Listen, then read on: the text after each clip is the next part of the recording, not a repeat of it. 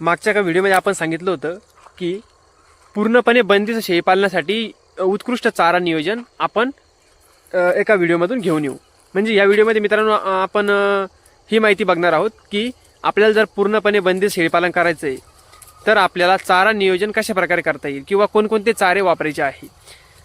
तर या व्हिडिओमध्ये अशा प्रकारची माहिती मिळणार आहे. सर्वात पहिले तुम्ही जर चॅनलवरती नवीन असाल तर चॅनलला सबस्क्राईब करा आणि या व्हिडिओला लाईक करायला विसरू नका, कारण तुमच्या एका लाईकमुळे आम्हाला मोटिवेशन मिळतं आणि हा व्हिडिओ इतर गरजू लोकांपर्यंत पोहोचतो. म्हणून लाईक करायला विसरू नका. मित्रांनो, बंदिस्त शेळीपालनामध्ये सगळ्यात महत्त्वाचे चारे जर पाहिले तर आपल्याला 3 ते 4 हिरवे चारे अत्यंत गरजेचे आहेत. त्याच्यामध्ये आपण हिरवे चारे सगळ्यात पहिले पाहूया. पहिला आहे घास, त्याला मेथी घास किंवा लसण घास आपण म्हणू शकतो. दुसरा आहे कांडे गवत म्हणजेच मारवेल गवत. आणि मित्रांनो तिसरा आहे तुती किंवा हदगा किंवा शेवरी किंवा सुबाबूळ, यापैकी कोणताही एक चारा मित्रांनो. आणि आणखी एक मित्रांनो सिंगल कटिंग चारा.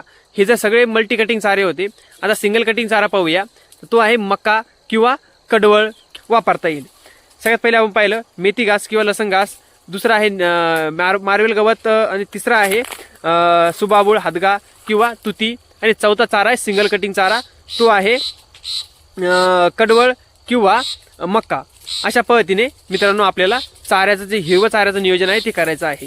आता दुसरं सुक्या चाऱ्याचं नियोजन. जसं हिरवा चारा महत्त्वाचा आहे तसं सुका चारा देखील आपल्याला अत्यंत महत्त्वाचा आहे. त्यासाठी एक भुसा आपल्याजवळ असणं अत्यंत गरजेचं आहे.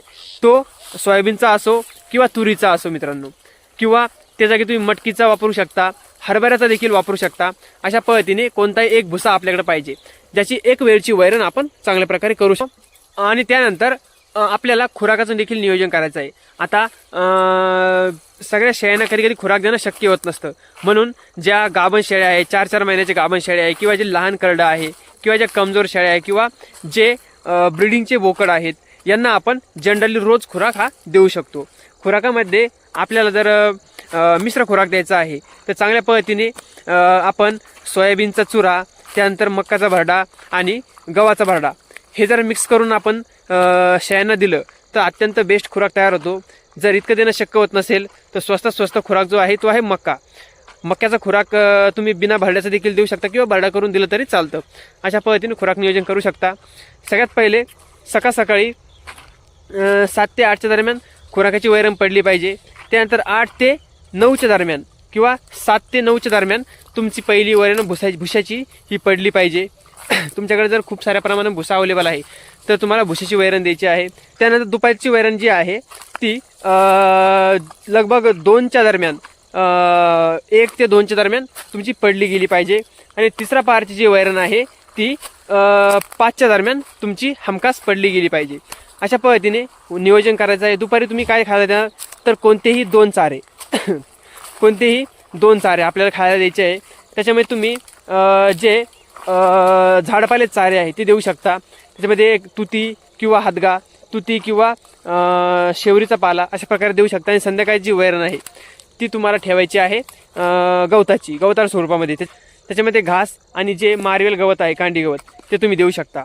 अशा पद्धतीने उत्कृष्ट पद्धतीने नियोजन आपल्याला करायचं आहे. हे आहे बंदिस्त शेळीपालनाचं एक सूत्री किंवा योग्य पद्धतीचं चारा नियोजन. मित्रांनो, तुम्हाला हे संपूर्ण चारा नियोजन कसं वाटलं एकदा कमेंटमध्ये सांगा. आणि एक गोष्ट लक्षात ठेवा मित्रांनो, तुम्हाला जर बंदिस्त शेळीपालन करायचं आहे तर तुम्हाला बंदिस्त शेळमधून शेळ्या आणणं हे अत्यंत गरजेचं आहे. त्यांना सवय पाहिजे थोड्याफार प्रमाणामध्ये बंदिस्त राहण्याची. नाहीतर काय होतं, तुम्ही फिरत्या मुक्त पद्धतीने शेळ्या जर आणल्या तर त्या शेळ्या सहजासहजी बंदिस्त होत नाही. बंदिस्त ठेवून त्यांना जर खूप सारं खायला जरी दिलं तरी देखील त्यांची वजन वाढ जी आहे ती आपल्याला दिसत नाही, कारण त्याला फिरून खाण्याची सवय असते. बंदिस्त असल्यामुळे त्यांचं अन्न पचन होत नाही आणि परिणामी त्या खराब होतात. तुमचं शेळीपालन हे उत्कृष्ट होऊ शकत नाही. म्हणून बंदिस्त शेळ्या घेण्याचा प्रयत्न करा. आणि मित्रांनो, शेळ्या या बंदिस्त आहे म्हटल्यावरती त्यांना एक मिनरलचा सोर्स भेटण्यासाठी किंवा क्षाराची कमतरता शरीरात पडू नये म्हणून क्षाराची वीट किंवा चाटणवीट आपण ज्याला म्हणतो ती चाटणवीट तुमच्या शेडमध्ये असणं अत्यंत गरजेचं आहे, जेणेकरून शेळ्या त्याला चाटतील आणि त्यांच्या क्षाराची मिनरलची कमतरता आहे शरीरातली ती भरून निघेल.